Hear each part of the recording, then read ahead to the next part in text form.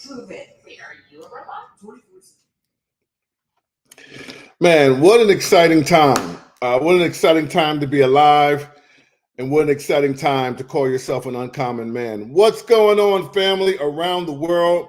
Welcome to episode 24. It's Uncommon Mondays. My name is Coach Clavon, and it is an honor and a distinction to be back with you guys this evening, this week. Just fresh and excited, man. Remember, always extend your hand and make an impact on another person's life. We are uncommon for a reason. And we're going to get right into it tonight, man. We got a really great guest tonight, guys. It's so exciting.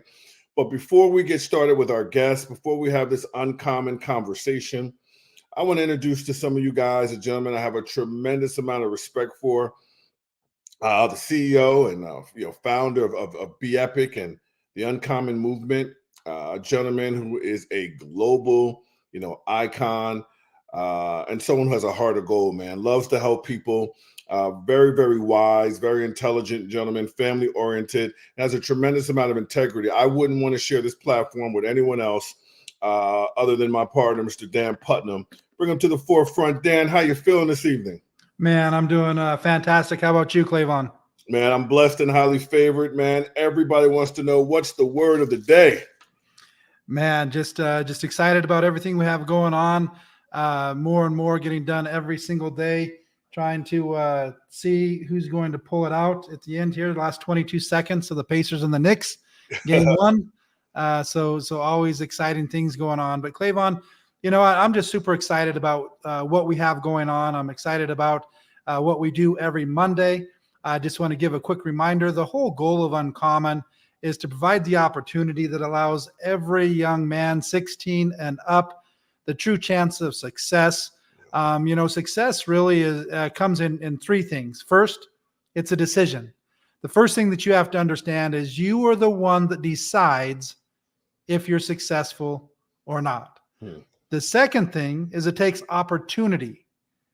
The goal of this Uncommon movement is to provide the opportunity so that all the person has to do is make the decision. Now, once you find an opportunity, success leaves clues, again, through mentorship, through systems, through all of these different things that helps determine how successful you are in the opportunity. So in addition to providing the opportunity in several different segments, in addition to that, we provide the mentorship, the system, and things like this podcast where every single Monday we bring other successful men on, interview them on the same topic every single time, and hear these little nuggets of what they've done in order to become successful in their life. And like you said, this is episode 24. So we're a half of a year into this. Man, time flies, but we're just getting started. Doesn't matter if it's episode 24, 240, or 2,400. We're going to keep pushing, doing the same thing. And we've already seen basically a lot of commonalities between every single one of these uncommon men. And the reason we do that is just so that you can see for yourself, no matter how many interviews we do, 24 or 2004, you're going to see that they made the decision. They found an opportunity. They found the mentors. They went through the perseverance, through the consistency, through the trials and errors where most people quit. A lot of people make a decision in their mind that they want to be successful. Some of them even find an opportunity to get started in that opportunity, but most of them quit as soon as things start to not go their way. Right. And so I think some of the things that you're going to see as we continue this is the consistency, the perseverance, the continued belief in themselves, the mentorship, the personal development, the accountability, all the things we talk about. But the big thing, Clavon, I want to point out, the first step of deciding if you're going to be successful, if you're going to be uncommon, jump away from that herd and go to the exact life that you want. It's a decision that you make. Nobody can make it for you. Nobody can take it away from you. It's 100% your choice and your responsibility. And I believe as a man, You owe it to everybody that knows, loves, and cares about you, everybody that depends on you. You owe it to them to make that decision and figure things out. Yeah. We was talking before, it's very unique. The time we live in, 2024. The things that are available right now are unlike anything in the history of the world. You're looking at AI, you look at, travel all over the world. All of these things, if you go back 200 years, Clavon, I mean, you're traveling maybe by horse or walking. Right. Most people never left their country. If they did, it was a very difficult, maybe several month long boat ride that you don't know if you're going to make it or you're not. And then you don't really know exactly, where you're going. You just have to have all this faith. It's a completely different world we live in. Mm-hmm. And so I feel we live in 2024. We're here for a reason. Let's experience it. Let's have the ability to go all over the world, see all the different cultures, stay at the nicest resorts, eat the best food, see the nicest beaches, lakes, rivers, forests, cities, all of these things. And everybody deserves that. And so that's really what this movement's all about. Okay. And we have an incredible gentleman that I am just really getting to know. So I'm super interested to hear the story and everything that makes him tick. And I'm sure we're going to get some amazing nuggets of information. Almost every single week, I find things that I need to incorporate in my life, or things that I start to incorporate in my life. So this is just as much for me as it is for everybody else. But as you always say, make sure and like and subscribe and follow. And we put these out on Facebook. It stays on Facebook, so you can watch the past episodes, the YouTube channel. So it doesn't matter if you're watching this live.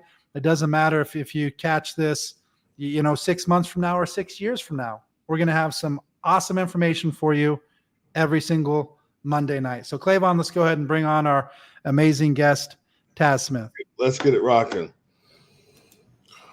Mr. Taz Smith, an uncommon gentleman you are. How you feeling tonight, my brother? Feeling good. Nice to be here. Happy to be here. Hey, man, we're excited about having you here. To make it to this platform, brothers, because you've been identified as a winner and a champion, someone who is successful, someone who is, taking care of their family, their community, making an impact holistically, and winning in their specific career. And we really want to hear your story tonight. I know about a lot of your accomplishments. We've met and had some fun together already.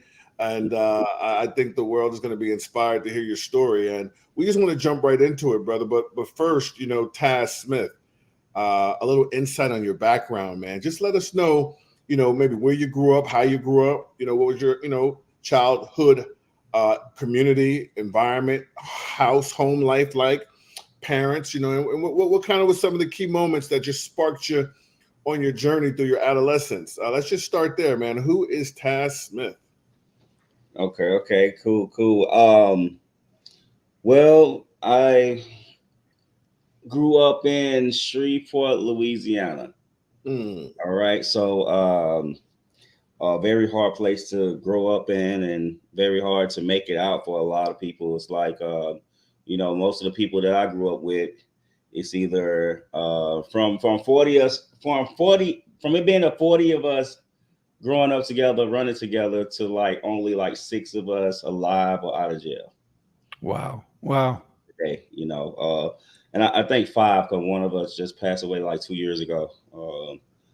So 5 of us out of jail and alive today from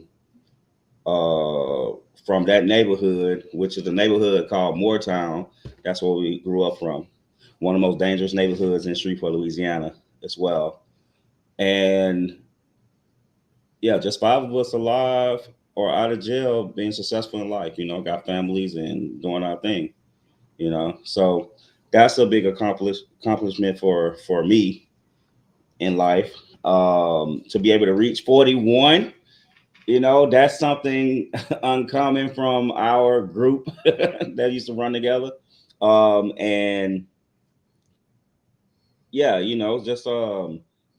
hard. That's a hard one.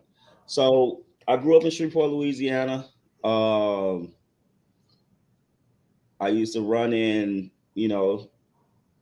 my environment. My environment was gangs and stuff like that. Was a part of a gang, and just grew up in an environment. You know, um, we started dancing.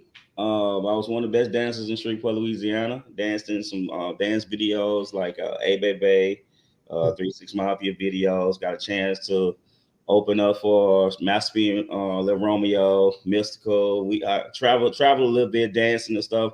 I always was a good dancer, but just fell into the community ways.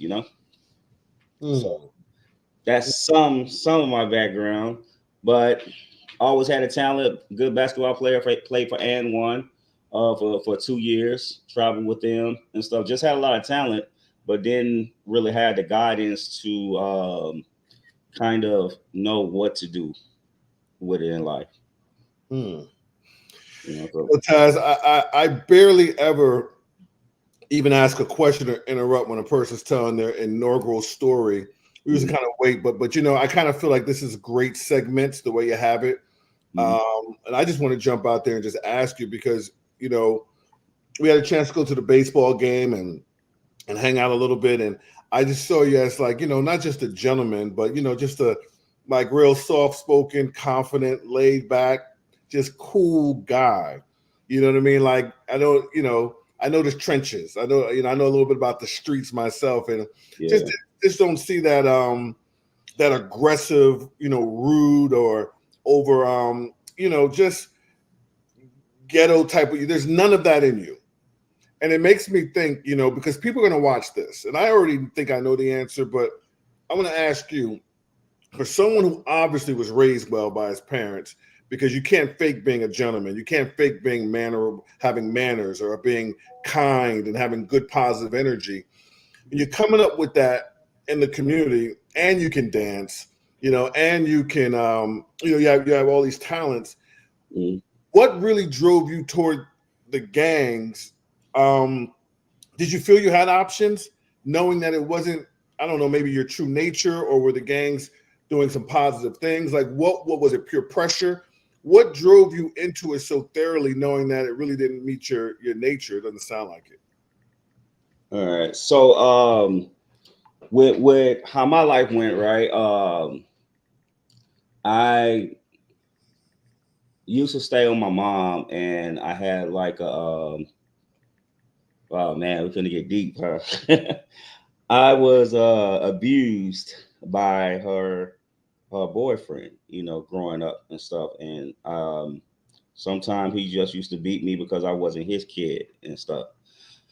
Me and my sister and I used to watch them and stuff. I never really had a childhood, to say that, because when I come home from school as a youngster, I have to, kind of watch my little brothers and sisters. I have to raise them and stuff. Cause mom used to be at work, he used to be at work and stuff like that, Dang, man, it's deep, bro. Well, at the age of 10, I ran away. And I ran away to my grandma and my dad. And I stole my mom's bike, and I just took off to Motown. So that was that. They had a battle over custody, and my grandma finally got custody over me, and I grew up with my grandma. So at that time, me being like the only child, so all the neighborhood kids, they all involved in stuff. So with a gang, this is what a lot of people don't understand. A gang is like a brotherhood, and it's supposed to be. It's like a brotherhood, and when you're alone and the only child at a place, right? So I come from my mama having 6 kids, older brother, and I'm in the middle and stuff like that, right? To going to a place there, I'm the only child. It's different. So you want to make friends and stuff, and everybody in the neighborhood is like, running together, playing basketball and stuff like that. You want to be outside with them and stuff and do the same thing, but it was a cost to run with them. So I I got into the gang, got initiated, and it was just basically like a brotherhood to me. I had other friends. I had people that I grew up with that I call my brothers. So we wasn't a very violent crew. We was into basketball. We just looked after each other. We stayed right next door from each other. It's like house to house to house. Everybody, all of us run together. We growing up together. We playing basketball. We look after each other. We go out together. Sometimes other neighborhoods, try to fight us. We fight together. We make sure nobody left behind. We wore clothes, we wore each other clothes. Hey, I borrowed this shirt today to wear at school. It was different, man. So when you say gangs don't always be like violent, but we can be violent. When you messing with somebody in our family and stuff, or trying to protect ourselves. So and I'm not saying a gang is a good thing. I'm not saying it's a good thing, because we did a lot of things that we weren't supposed to do. Well, of course, as kids, knuckleheads running around doing stuff, but it was a brotherhood to me. And that what helped me. It helped me survive long as I did. Just put it like that. So growing up in that environment and understanding the street rules and stuff, that was something we learned from the OGs in the neighborhood, and we got into the OGs in the neighborhood. They always seen talent in us, some of us, and they pushed us towards that. Mm-hmm. So my talent was dancing and playing basketball. I'm a real good basketball player, real good dancer. So the OGs in the hood, they kind of like pushed me towards that. They always pushed me to dance and stuff like that. So it was just it was different. So that's what I say about it. But like I said, it's not a good thing, because we did do some things that we wasn't supposed to do. Mm-hmm. Of course, we're young and dumb, and that's what it was at the time. But a lot of that, man, it was just the brotherhood, the love that you never got before from people, and just we cared about each other. I get it, man. So I guess so. As we begin to kind of just fast forward a little bit, was it college? Was it some things that helped you shift toward entrepreneurship, or even just tapping into your talents? Yeah, it was. I had college. I had a walk-on basketball scholarship at Dallas Christian College. And like I said, I was really good at basketball, but I went there and messed up completely, man. I messed up completely, but what I say what changed me is my grandma, because I grew up as a very angry kid, from my past, from the things I used to go through and stuff. I used to fight a lot. So I was an angry kid. But I always had talent. So the main thing that changed me was my grandma, and my grandma started praying and pushing me towards those talents and supporting me in whatever I do. When I got into basketball heavy, she really supported everything I did in basketball, and that love from her, what made me, kind of come out of my aggressive ways and stuff, and just really see like a future going towards the NBA, going towards, some of my goals. And then other people around the neighborhood start seeing how good I was. They just pushed me towards it. So, like I said, I wasn't always in the big gang stuff, because they try to keep me from it. So, like I said, I was covered from a lot of things, man. But like I said, my thing is I was a hothead. I used to fight a lot. You say something to me, it's up, But other than that, yeah, the aggression, I think it came from losing my grandma, what made me want to do right. Mm-hmm. Because I felt like I lost my guardian angel, period. And I still feel like she's here. Well, some of the reasons why I made it this far in life is, is that. But yeah, college, I didn't do so well in college because I didn't go to classes a lot and stuff, but I had the talent. I just didn't know what to do with it. So that was that. Mm-hmm. Okay. Well, then hey, Taz, what I'm thinking is right now, you're married and you have a family and you have a very, very powerful, influential, career that you got a lot of success in. And so is there something in between, you know, losing your grandma and having that, I guess, that shift and trying to channel all that anger to kind of like meeting, you know, your wife and getting into, you know, trading and all the things that you're doing now? Is there, you know, a middle piece that a connecting piece to that?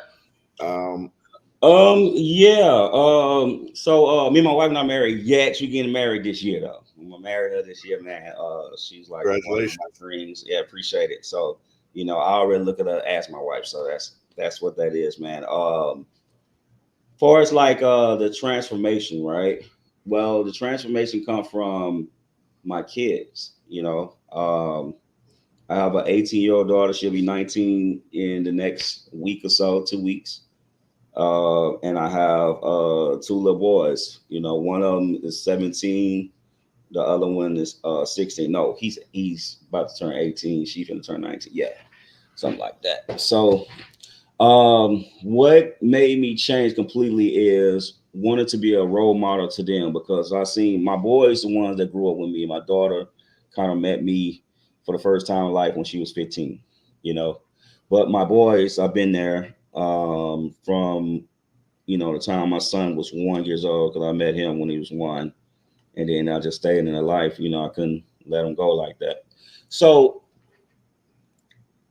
seeing that I was their hero, they wanted to be like me, man. They wanted to dance like me, play basketball, look like me. They just wanted to be me, and just seeing that in them, it made me decide to change everything. Because it wasn't no Batman and Superman and Spider-Man, their hero. I was their hero. And I also used to rap and stuff. So tried the rap career. I was a good rapper, did a lot of shows and everything. And they used to watch everything, man, from my songs to everything. So just seeing them as my biggest supporter and knowing that their eyes is on me, that made me want to change. So fast forward a little bit after that. Well, I'm gonna tell you what made me really tap into trying to be different, really trying to become a man. I say it was one day, right? Because from my past, of course, I used to go be in and out of jail, just on crazy stuff. And I was working at Denny's.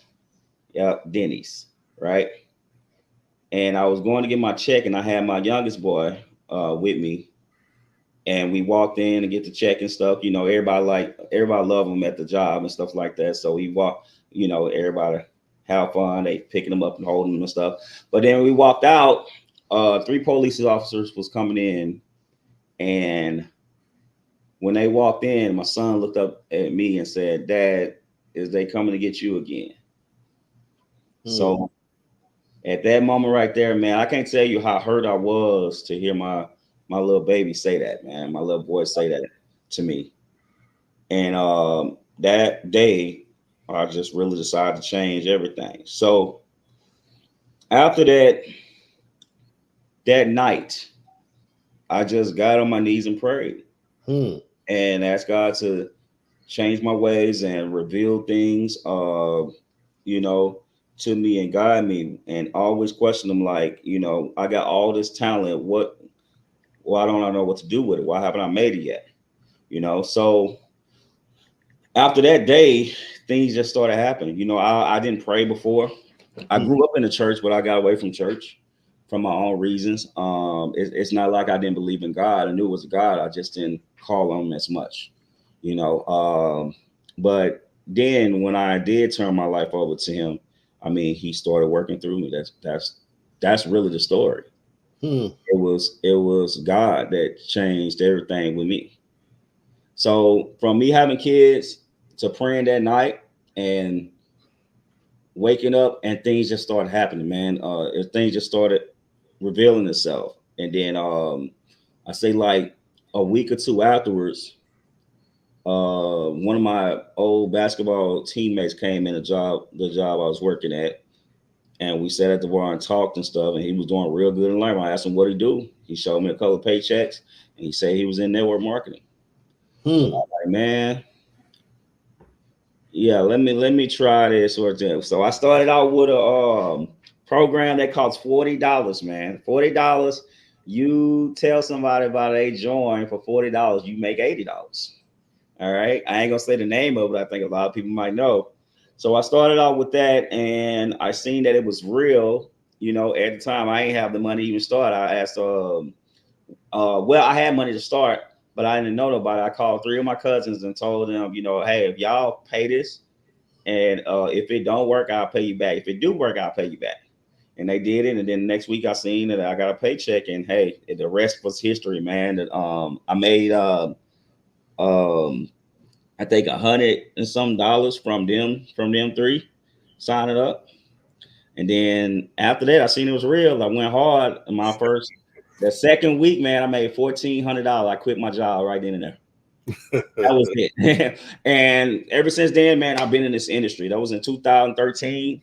I've been in this industry since then, bro. And just been really pushing to show people that there's a way out. Because the thing is about growing up in what they call the hood, right? Bad neighborhoods and stuff. Being a part of gangs, we always look for a way out. It's all, you know, it's something that every person in the hood want to do. They want to make it out. And we try to find any way to do it. So this was my way out, you know. And when I got in this industry, I started changing. I also wanted to reach back and help people that grew up with me, to show them a better way than what we used to go through. Okay, so yeah, that was the change of everything, man. Changing my life over to God, my kids. That pushed me to become better as a man. Wow. No, that was a beautiful, powerful story. And so I know, Dan, you know, now guys, we're going to shift now, Taz, and take you on the uncommon journey of you know, what we stand for as far as the 5 pillars, the 5 founding blocks of the uncommon philosophy, mission statement, and movement. And Dan, you want to just jump in there and explain to Taz why, or you want to just ask him how he feels about each one? I know the career part that it will be touched in the financial literacy, our second one, but the first one is health and fitness. And I always like to defer back to Dan so people get a fresh insight of why a leader would make health and fitness, health and wellness, the founding number one, perspective of the uncommon movement. So Dan, if you touch on that before we get Taz's opinion, I think that'd be great. Yeah, you know what? It's pretty simple, Taz and Clavon. I think that the more you think about life, your actual physical health, being able to move, being able to function, is probably our most valuable asset as a human being. A lot of people have seen, you know, extremely successful people like Steve Jobs and stuff like that die in his mid-50s as a billionaire.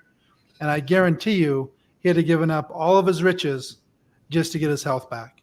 You know, it's one of those things that money can't buy. You have to earn it. You know, you can't just go and buy being in shape and being healthy and stuff like that. It's something that you have to earn. And when it's gone, sometimes, unfortunately, you can't get it back. And so we just want to, we're not trying to, you know, make everybody bodybuilders or fitness models or anything like that, but we're just saying, hey, when we're reaching out to 16 and up, let's focus on it. So that it, you know, never gets too far out of line. And at the end of the day, you know, I truly believe that our health is our first wealth. So many times we get so focused on everything else, just surviving. And you get into the fast-paced, fast food world and don't really pay any attention to it. And I found myself getting in that and just, you know, traveling all the time and working and chasing the dollar and then forgetting about some of these important things. So I really want to focus on this as a big part of the uncommon movement. Learn from my own mistakes and mistakes that I've seen other people make by not taking it as serious as you can. And then again, it's one of those things. It's 100% in your control. There's nobody that you can really blame. You decide what you eat, when you eat, how you move, when you move. Obviously, there's some handicaps, there's some bad cards that people are dealt. So we have to work with what we have. But most of the time, we can always do better. So, Taz, one of the questions we ask, and it's not a big deal because, some people, including myself, I went decades not really focused on health or fitness. And now I'm trying to make up for that. And so is it anything that you think about, any type of morning routine, and anything that you do in your life, just to kind of worry about and work on staying as healthy as you can for as long as you can? We really call it, adding more life to your years. A lot of times people try and doctors, MDs do a pretty good job of adding more years to our life. We're more focused on that quality, adding that life to the years, so that you can, walk on your own, eat on your own, dress on your own, use the bathroom by yourself. You don't have to have your kids or grandkids, take care of you. You don't end up being a burden. And so that's why we put this emphasis on health and movement and fitness. And it's one of the first things that we, talk about on this. So what's your feelings on that? Obviously growing up, as a dancer, how old are you, Taz, if you don't mind me asking? I'm 41. 41.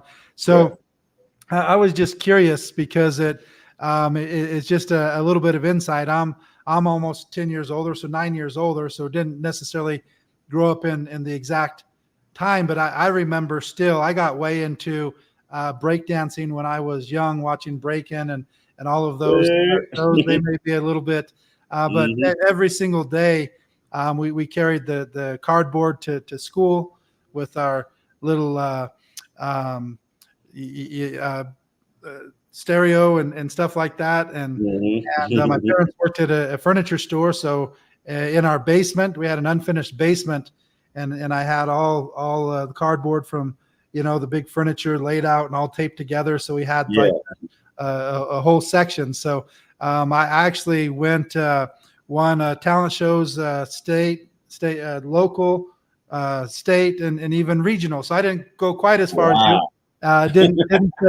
Didn't keep up with it as much. I still did a little bit up through college, but I haven't done really any breakdancing at all for the last 30 years. But I was just curious if we grew up around the same time. So obviously when break-in and all those were coming out, you were still pretty young. So you probably didn't maybe. I was into it. I was in the Straight Terrible and Ozone, man. I learned a lot of stuff from them. And that's how I became so good at dancing too. That's awesome. But yeah, I still remember that every day, literally every single day, we're carrying cardboard to school for before school, recess, after school, dancing and stuff like that. So that's awesome. So obviously you have to stay in decent shape while you're doing that, stay in decent shape while you're, playing basketball and stuff like that. And I did the same thing when I was young. After I graduated college, I just kind of got out of doing all of that and just kind of, started focusing on life and didn't really focus on it. So obviously it's been part of your life, at least at those times, even if you're not focused that much on diet and stuff like that, you're active enough through dancing and playing sports and you're young, metabolism still good. But is it anything that you still work on or think about or focus on right now? Just health and fitness, any type of routines, morning, night? Not right now, but that's one of the biggest reasons why I joined the company as well, to help try to get in shape and stay healthy, to add on some more years as well, because that's something that's needed, so of course, taking the experience, y'all. Hey, listen, this right here works. Do y'all see it? This works. So this is one of the things that I got into that actually works, but because a lot of stuff in this industry, man, it just be a lot of hype around it, and me, I'm a real person, so I will only speak on something that really, really works, and this product is really good. So focusing on staying young, being forever young. Yeah, that's been a focus, right? Of course, my eating habit is pretty bad. My wifey always talking about the way I eat and stuff. So, I'm really going to dive into that. But add no more years and staying forever young. That's the focus right now. So some of it just mindset, right? Continuing to think that way and act that way. And I think that so often. I have friends that like, I'm 50, but to be honest with you, I don't feel in my mind any different than when I was 17, 18. And I have a lot of friends that are always just talking about, oh man, I just feel so old and stuff like that. And they're not moving as well. They're not doing as much. And I don't really think about it. I think that part of it is just mindset, but it is something that we're focused on and want to keep that word out there. And especially if we're catching some people at 16, 17, 18 and start to get those habits before you get, 30, 40, 50, and stay in as good a shape as long as you can, because once you lose it, sometimes it's too late. You can't necessarily get it back. And a lot of times we don't think about it until it's too late. But the second thing, these first two things are really the entire goal of the Uncommon movement, to help with your health and fitness as much as we can. And then the second thing is financial literacy. And what we really focus on, Taz, is residual income, so that you can control your time. So just for those viewers that don't really understand residual income, there's two basic types of income. One they call linear income. That's kind of trading your time for money. The other is residual income, where you have the ability to create leverage and to earn money week after week, month after month, year after year. These would be things like royalties. He was talking about rapping and singing. So, they can get paid based on downloads. You have now the influencers, social media, they get paid based on views. And so you can have these same videos that are getting thousands, tens of thousands, hundreds of thousands, millions of views every single month, and you get paid every single month. That's why a lot of these social media people are putting out 3, 4, 5 videos a day, because they're staying online for the next unforeseeable future, months, years, decades, and they can get paid on every single view over and over and over. Or services, nutrition. You have a nutritional product somebody purchases. Let's say this is your product. They purchase it. You make 10 sales this month. Next month, 8 of those 10 reorder. So that's residual income. Investing. My freshman year of college, the first course I took, Intro to Investments, put money into things like cryptocurrency, mutual funds, stocks, stock options, futures, all of these different things, and in hopes of your money making money. So these are all the different kinds of concepts or types of residual income. It's what we really focus on. What are your thoughts, Taz, on residual income as opposed to linear income? Obviously, at different times in people's life, that linear income, it is the only option, because sometimes this residual takes a while to build up.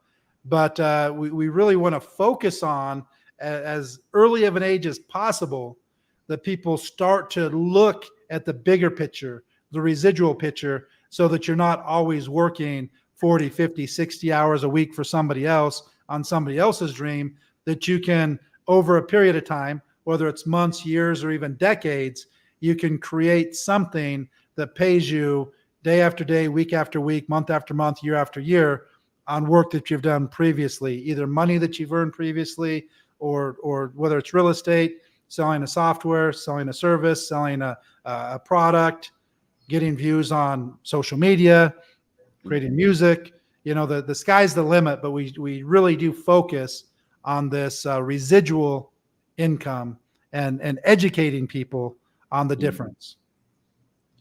So the residual part, that's what got me in, man, and had me in all these years and really wanted to change.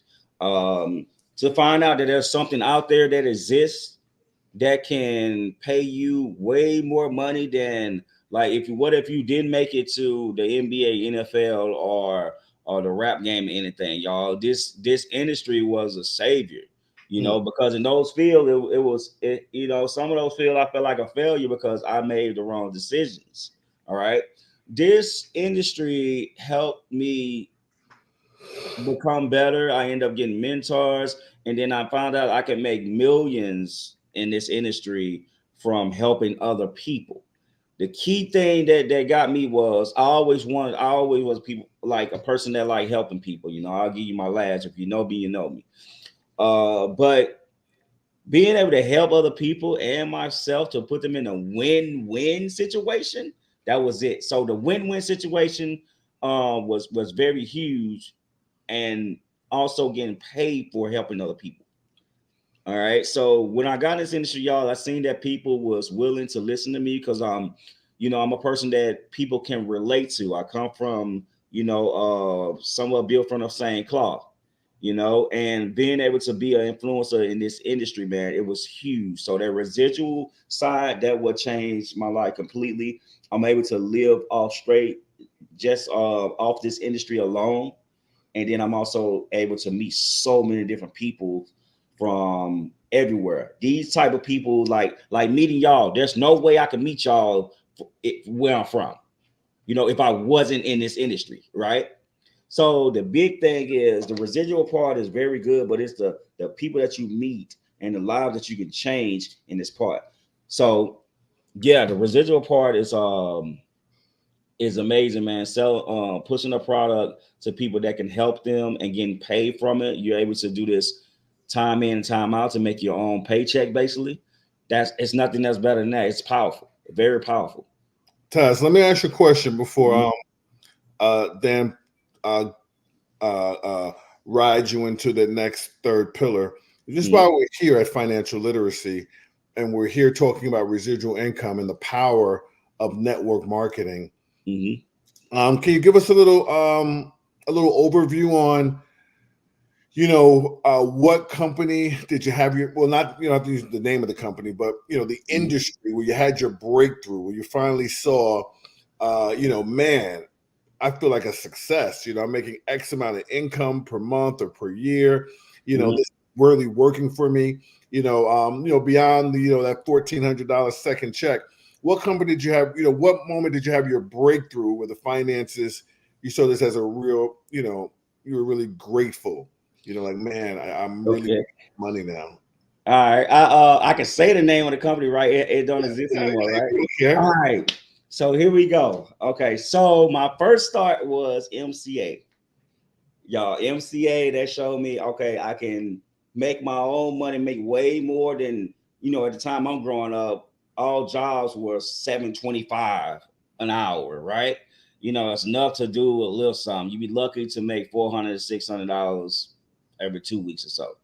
So when I found out I can make that every single week, that changed everything, right? So MCA was my first, but what completely sold me was the company called Wake Up Now. I got in that company, man. I started bringing people together, and that's when I started understanding residual income. So by me bringing 12 people, I'm able to make $600 a month. Back then, $600 a month was a lot. That still today, $600 a month. But when I got up into 2,000, 5,000, I got high as $14K a month in that company, right? In my first year, I made six figures. And it was all from residual income, building teams and helping other people and leading other people, leading charge for a lot of people, man. And that changed everything. So Wake Up Now was my breakthrough, brother. Okay. 2014, man. It was crazy. So that was it for me. Awesome. Well, Taz, that really brings us to this third pillar. And so the first two are really what the goal is. The next two are what help you achieve those goals and have the most success as you possibly can. And that's personal growth and development. So did you have any mentors in your life as you were growing up, whether it was a cousin, an uncle, a friend, or something like that, books that you've read, podcasts that you listen to, people you follow on social media, just anything in your life that has added value to you, helped you think the way that you think, do the things that you do. And again, whether that was a book, whether it was a mentor, somebody that you follow on social media, podcast, or anything like that, any advice you could give anybody that's just now making that decision in life, but they don't want to just be common. They want to be as successful as possible. They want to be as uncommon as they possibly can. Who would you recommend that they follow? What would you recommend that they do as far as that personal growth and development? Well, so growing up in this industry, and I can say grow up in this industry because this is the industry that helped me become a man, right? Get yourself a mentor. Mentors are so important, man, because you know, a lot of us as men, we think we can do it all by ourselves. We think we can take on everything. We do it one time, think we got it. You know, that's not right. That's not the correct way to live a life, you know. But when I got a mentor, it changed everything. Reading the book of Think and Grow Rich, following like Robert Kiyosaki, that helped me a lot. Following him to understand the way of life, the way of business, how to build your own thing, right? Eric Thomas, the hip hop preacher, and Les Brown, Bob Proctor, Eric Worre. These are the people that I followed in the industry that helped me understand life, period. You know, even you know, I hate to say this, but hey, even like Donald Trump, I used to follow a lot of Donald Trump growing up, you know, because he was working with Robert Kiyosaki, so that's how I knew him as well. They was real close friends. They used to speak a lot on money, on being entrepreneurs and stuff, and how to start business. So I used to follow a lot of that. But getting the mentor pointed me in a direction, and also mentors help you believe in yourself and push yourself to limits. They give you tasks. They might be hard on you, but you know, they give it to you straight. And having somebody that'll get you straight is always key. So y'all, one thing I say, find you a mentor that's doing great things in life, and learn from them, and also read some of these books and listen to some of these audios to push yourself to the next level. So those were key things for me. Love it. Mm-hmm. Love it. Love it. Love it. You know, I'll say one thing before we move on. To go from, you know, I was paying very attention to the nature of when you were coming up, and you know the way you described the energy of, you know, the gangs and how much of a loaded word that can be. Mm-hmm. You know, you made very clear that it was, you know, a brotherhood. It was a support system. It was camaraderie. It was I got your back, and you know there was some positive lights. Without advocating for gangs, you really did let us know it wasn't just about, you know, ignorance and violence and robbing old folks, you know. But I still believe that there had to be a lot of mental shifting.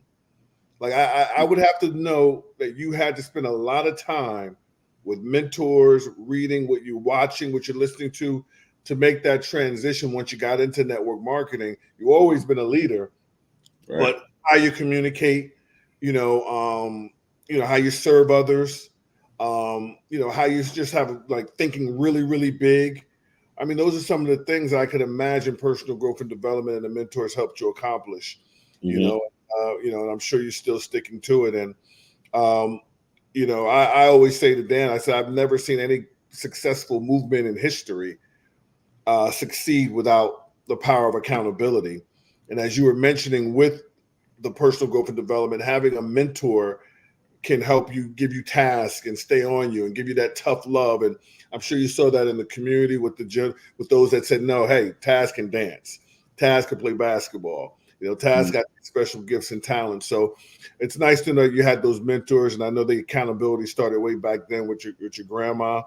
And how do you find accountability now as a part of, you know, maybe network marketing, the teams that you build, you know, the way you lead, even, you know, being a father? What is accountability, which is our fourth pillar? We think it's so important. Systems and accountability really run the world as it pertains to production. There's no production without systems and accountability, right? So how does that impact your life and how you do things? Well, like you said, life is all about systems and accountability for sure. How it impact my life? Ooh, nobody ever asked me that question. Okay. Well, learning the system is the key thing, and understanding that life is a system is very, very key.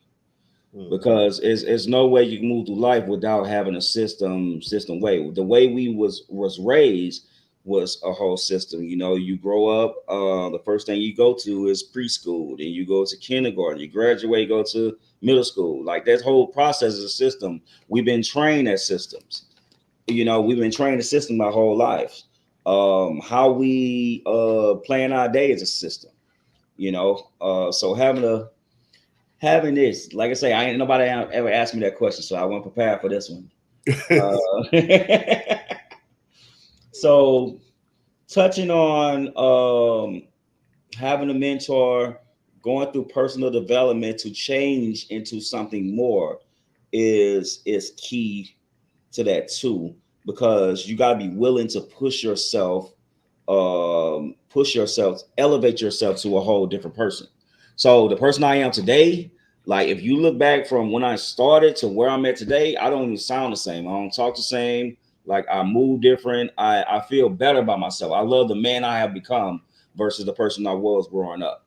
All right. So to me, that person don't even exist anymore. So you can't judge me by my past because that person that wasn't me. All right.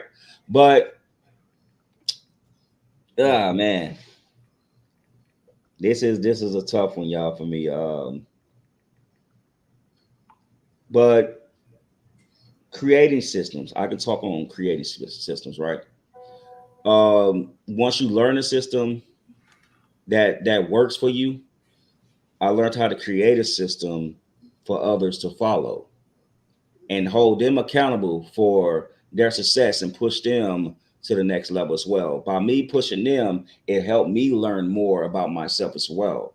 So as I continue teaching people, I was actually teaching myself also how to communicate with people, reach out to people, to touch people, to show people like the best in them, to how to bring the best out of them.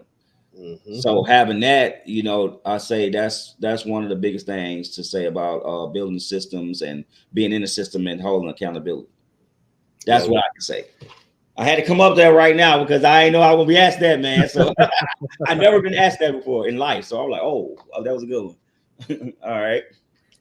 Good insight. Well, we in the fourth quarter right now, big bro. And this one here, any man that's been raised by his grandma, giving back. I could imagine, she instilled that into you, just like, my mom instilled that into me. She had a big, big heart. I've met Dan's parents. I've met Dan's family. I've had the pleasure of doing that. Big time givers, man. That's like the winners in life got the biggest hearts, so it's not it's just community giving back. But when you add it to a movement, when you add it to a business principle, when you add it to being the fabric of our uniform, it just illuminates a little bit more, giving back, something blatant, something that we don't just do by accident, something we just don't do when it feels right, but it's a part of the system, giving back. And, I always say that, one of the first times I got to be close to the Be Epic culture, I had the pleasure of being in Mexico with some of the top leaders from all over the world, Taz. We're going back about 7 months from ago. And it was amazing to watch all the leaders of the company. I mean, these are people who have made seven figures, multiple seven figures, millionaires, right? All the corporate thousandaires, just the top leaders from all over the world, Russia, this place. And they spent one whole day, one entire day packing book bags for all the children, throughout that region of Mexico, putting in the pens and the pencils and the rulers and the tape measures and the tape and the notebooks and everything. And then to watch them package them up in T-shirts and just take them all over the community. I said, wow. I mean, they're not just talking about it. And just to know that, the Putnams do that all over the world, and just even be able to, go out to dinner with Dan, and we try to do things as uncommon men to match the waitress's tip sometimes with, the bill, and just see that look on her face or his face, and just doing certain things, giving back. And before I even just kind of ask you, I'd always like, Dan, to kind of elaborate on why giving back, had to be a big part of the Uncommon movement. Dan, could you touch on that a little bit? Yeah, you know what? The thing that I think about giving back is it's just one of the more fulfilling things in life. And I've completely changed my definition of success over the last several years. When I first got started, Taz, my success was, I just thought it was making money. The more money you make, the more successful you are. And then I started to notice that, you know what, I'm making money, but I still don't feel like that amazing. I still have bad days. I still, sometimes think life sucks and this, that, and the other. And then I see other people that are some of the most successful people in the world, have the most money, the best looking women or guys, if it's a woman, all the things, everything that everybody's ever dreamed of. The rock stars, the famous actors and actresses committing suicide every year. We lose 2 or 3 or 4. Mm-hmm. And so then I started thinking, it's like, man, if that person isn't happy with life, what more could you ask for? They have everything. But then when you really think about it, do they have everything? What truly is important? And I've completely redefined my definition of success as happiness. And I really think that giving back, helping other people, for me at least, brings more fulfillment and more happiness than just going out and making money myself. When I see other people that have a dream to go on a trip, to fly first class, to get a certain car, to get a certain house, to get whatever, and they achieve that, it actually brings probably more happiness to me, more fulfillment than if I did it myself. And maybe a lot of people say, oh yeah, that's easy to say because you've had the cars and all of this stuff. Yeah, but sometimes it takes that realization to get that dream car, to get that dream house, to take all the vacations everywhere in the world, to realize that, man, life is still tough. I still have bad days. I still have a lot of stress. I still have all these things. Mm-hmm. And so giving back is something that I've become really passionate about. And it just brings a lot of fulfillment to my life, a lot of excitement to my life, providing opportunity. And just what you're doing right now is giving back. I mean, we've been going for almost an hour. We're not paying anybody to do this. You're doing this just as your way of giving back. And I know people are going to see this, whether it's tonight, next month, a year from now, 2 years from now, and they're going to be like, man, if Taz can do it, coming up in those neighborhoods, and most of the people aren't even alive anymore, like you're saying, out of 40 friends in your neighborhood, there's only like 5 left that either aren't dead or in jail. That's not very good statistics. Right. Because we're not talking about people that are millionaires or people that are being successful and stuff like that. We're talking about people that are still even waking up in the morning. And so I know it's going to touch some people, but giving back is just something that is really what my goal in life is. Provide opportunity for all of those that are looking, provide hope for all of those that are losing hope, to let them know that, hey, we got your back. And like what you said, we're doing this movement to where it's almost like one big gang of every single person just wanting the others to succeed. Yeah. When we have the uncommon gear and stuff like that, and I see somebody out there, I have already manifested this, envisioned this, that 5-10 years from now, I'll be in completely different countries and walk by and somebody wearing an uncommon hat, an uncommon shirt, uncommon socks, or something like that. And I'm instantly going to know that's somebody who's made a decision in his life. Because what this brand represents is a decision. That's a brother. That's just like wearing the colors, whether it's red, blue, whatever. You go to the neighborhood, you don't even know these guys, but they're wearing your color. You know them. You know what they're about. You know that they're even if they don't know you, you know that you could call on them and they're probably going to help you. And that's that brotherhood. And again, we're starting this movement that's how we want it. But everything good. None of the dark side of it. It's just one goal: help everybody have the chance to realize who they are and what they're capable of as a human being in 2024. Because think about that.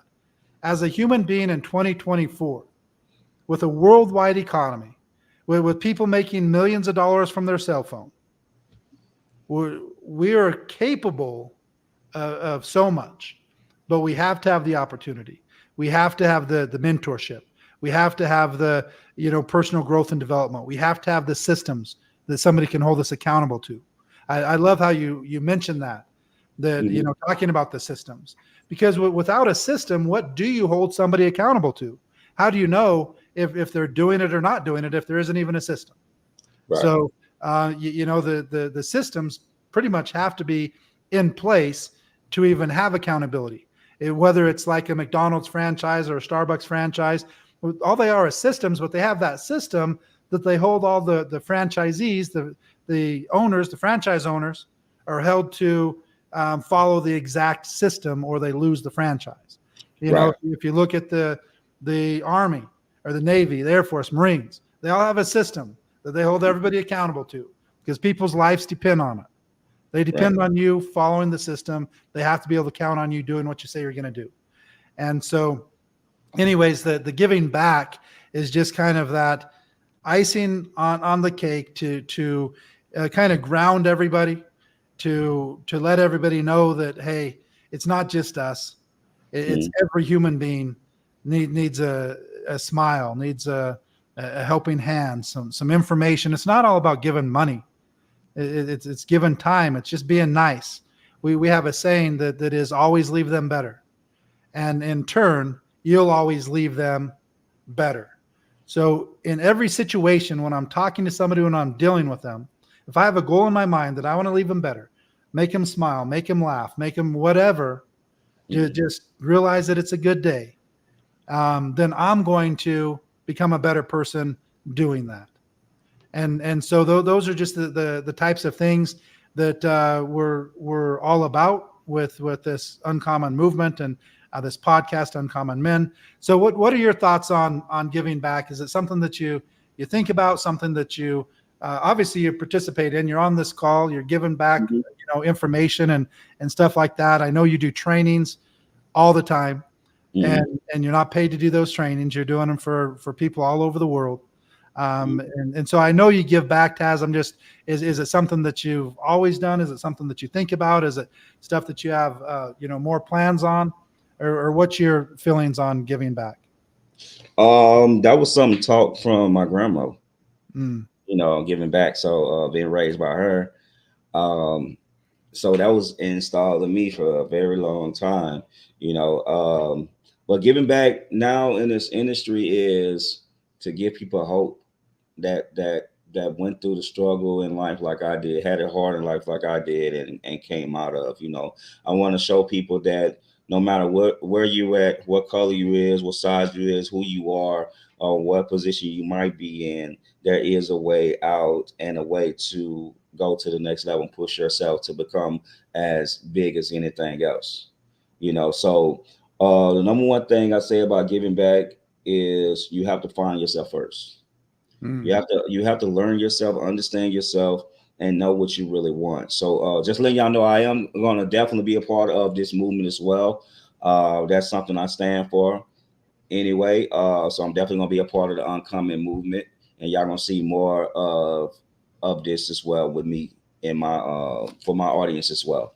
So with this, giving back is, it means a lot because for me, and I can speak on myself, the reason why I'm the person I am today and how successful I've been in this industry is because I helped a lot of people. So I give a lot of people, I show a lot of love, I show people there's a way out. And I'm always giving back, creating systems. Like I learned how to code my own trading software. I started learning how to trade for the last 7 years, right? And with this, I've been able to help so many people. So many people believe in themselves. So many people change their lives. So many people to see a way out. And I don't know how I create stuff. It just happened. Like I say, God taught me this. And by me knowing that I'm working through his eyes and working through God, he sent me a beautiful queen that helped me as well. And through teaming up with her, becoming a power couple with her, it helps me on that softer side, So she is like really the element that I needed to continue going. Because I wasn't I can't say I was a selfish person, but with her ways, it helped me out a lot to give and see the joy that people have when you do give. There's no other feeling, there's no better feeling than hearing somebody say thank you and appreciate you, and also say, hey, you changed my life. So for that right there, I'm gonna continue giving back, man. It's just the way we're supposed to be as human beings.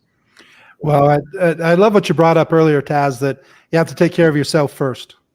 I think that's one of the things that people need to realize is just the concept of giving back means there has to be some excess to give back, whether that's knowledge, whether that's time, whether that's money, whether it's a combination of all of them. But that's really what this goal is first off, we want to help you become uncommon with your health and fitness. So you have the ability to be as healthy for as long as you possibly can. Second, we want to help you with your financial literacy and more specifically, get you a form of residual income coming so that you have control of your time. Your health and your time are your two most valuable assets, in my opinion, as a human being. And then personal growth and development, mentorship, all of that is how you're going to get those. Find somebody that can help you with your health and fitness. Find somebody that can help you with your financial literacy. And if it's not a person that helps you personally, then get the books, whether it's audio books, reading the books, podcasts. There's no excuse in 2024. All the information is there. We just need to find it and put it into action in our lives. Find that system. Hold yourself accountable. Show some self-respect. Quit lying to yourself. Quit telling yourself you're going to do things and then don't do them. I think that's just crazy as humans, how we constantly disrespect ourselves and really have such little self-respect. Meaning we'll lie to ourselves every single Monday. Okay, I'm gonna start this on Monday. I'm gonna do this. I'm gonna do this. I'm gonna do this. By Wednesday, we're already making excuses.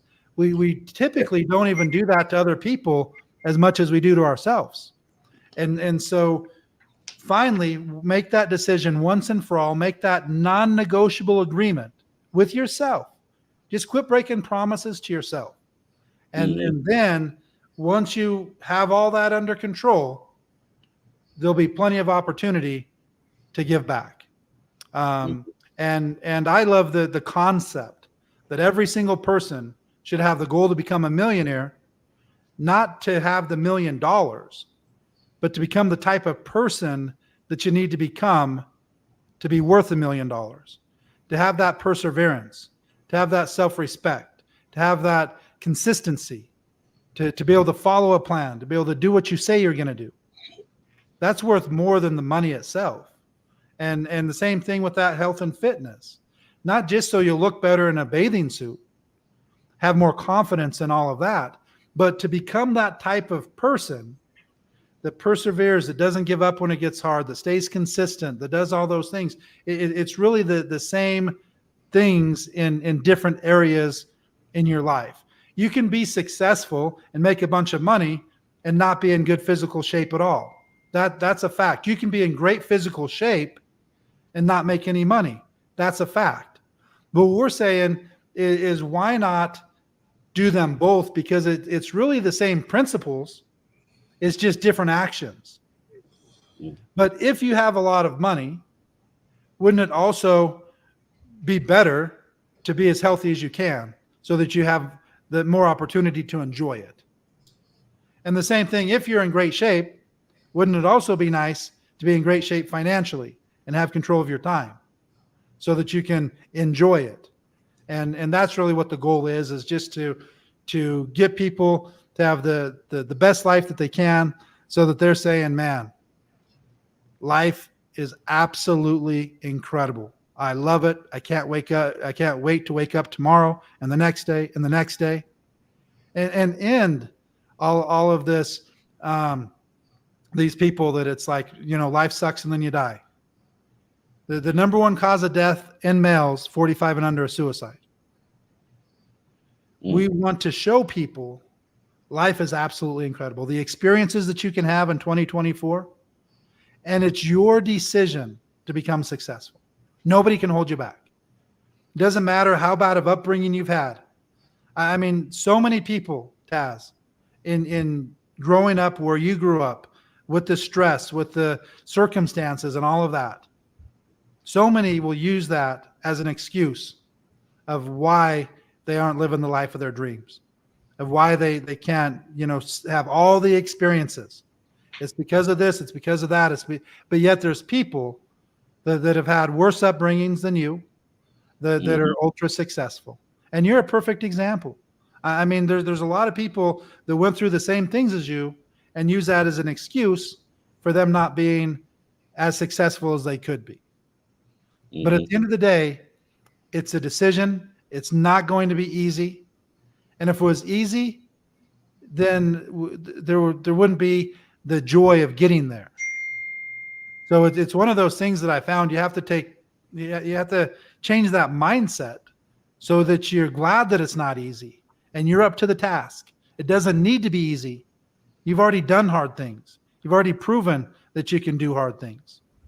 And that's really what we want to get out to every male 16 and up and just bring that brotherhood, like you're saying, that you see somebody wearing Uncommon, if they're representing the brand the way that it's meant to be represented, you can ask that guy to help you out, and he's going to help you out. You can ask that guy for whatever. And that's really what the movement and the brand represents. And so with that, Clavon, I'll go ahead and turn it to you if there's anything you want to close out in. And thank you for your time. Hey, I got a nugget for everybody, man. Awesome. We'll let you close it. All right. With me coming aboard on the Uncommon brand, and also Dan, I appreciate you for bringing me aboard to show this gift of the financial literacy world of trading and stuff to the table, man, to be able to be on your platform and you to open your platform to someone like me. And I mean, like me, y'all, about a person that everything I just shared with y'all is something I keep to myself. And that's just my past. I don't try to change my past. I'm not embarrassing my past. I embrace it and I own up to it, but the key thing is, y'all, I'm gonna tell you something. This is a nugget. This is a jewel. All right. What you want to do in life is get mad. I learned this from my business partner, Crypto Corey. He came up with this concept, right? Get mad. And what I mean by getting mad, not about getting angry and stuff like that. Well, you should be angry about how your life is going, but get mad. And mad would mean make a decision. All I did to change everything around, y'all, I got mad at life and I made a decision to change it. That's it. It's simple. It's that simple for real, y'all. It's that simple. Find the right vehicle and just get mad. Make a decision. Make a decision that you want to change. You want to be someone better. You want to find yourself. You want to find your niche. You want to do something about your life and where you're at today. It's a decision now. We have too much power over our lives right now to continue to go through things we go through. So for me to be bringing my talents over here to be epic, I got a question for you too, Dan, before we leave, man. Hey, it's a takeover, baby. We'll take over the podcast, all right? But for me to bring my talent over here, y'all, and be able to have the opportunity to share this gift that I have with the world, that means so much to me, and that gives me the question to ask you, Dan, if you don't mind. The name Be Epic, right? What made you come up with that name, and what do that really mean to someone? Because it means something personal to me. Be epic means just be all I can be. It's like an army to me, right? Yeah.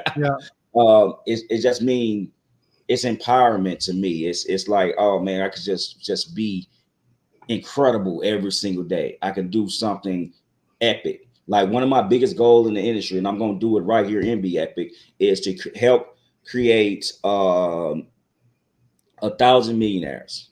Wow. I never heard nobody done that in the industry, but I want to push for that. And I feel like it's the right platform for me to do that on. And that is a goal that I have in life, and I'm going to achieve it. All right. So what do Be Epic really mean, and what made you come up with that name? You know what? It's exactly what you said. And it's the same thing why I came up with Uncommon. I'd say Uncommon and Be Epic are are the same thing. Right. And it's really what I think the whole goal is in life. I think every single person, this is not getting into religion or anything like that. I'm just saying my own personal opinion, what I choose to believe is that we all made the decision. This life isn't by accident. We made the decision to come down here and show the type of person that we are. And I think many of us said, hey, put me in the worst neighborhood in Louisiana. Put me in the worst situation you possibly can. And I'll show you who I really am. And this is our chance. This is our shot to show. Take back all of our memory of who we are. All of the memory of what we've done in the thousands of years or whatever the time is. Take it all away, put us anywhere, and let me show you what I can do. That's what I think life is. And so when I think of Be Epic, it's remember who you are. Remember where you came from, what you're capable of, and then go out and take it. The very first video we did with Be Epic said, do more, be more, have more. So that's what I would say Be Epic means. Gives you the opportunity to do more, to be more, become more, and then in turn, have more. Be epic. So that's really, but uncommon and Be Epic really are the same thing.